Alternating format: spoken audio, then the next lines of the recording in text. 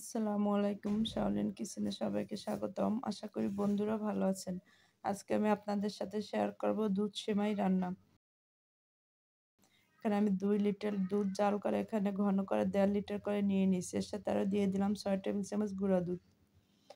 গুঁড়া দুধ দুধের সাথে একটু ভালোভাবে নেড়েচেড়ে মিক্সড করে নেব।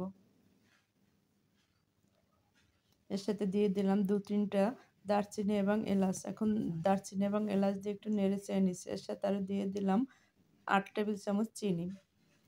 8 টেবিল চামচ চিনি দিয়ে দুধটাকে পাশের চুলায় এখন ফুটাতে দেব।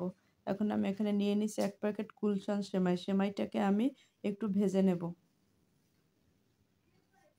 চুলার আঁচ লো করে সেমাইটাকে আমি ভালোভাবে ভেজে নিলাম। এদিকে চুলার দুধ বলক উঠে আসছে। এখন আমি একটু নেড়েচেড়ে নিলাম। এর সাথে দিয়ে দিলাম এখন কয়েকটি কাঠবাদাম কুচি এবং কিশমিশ এবং কাঠবাদাম কুচি দিয়ে নেড়েচেড়ে নিয়ে আমি ভেজে রাখা সেমাইগুলো দুধের ভিতরে দিয়ে দিলাম। দুধের ভিতর দিয়ে কিছু সময় নেড়েচেড়ে নিলাম। কিছু সময় নাড়াচাড়ার পর এখন আমি চুলাটা বন্ধ করে দেব।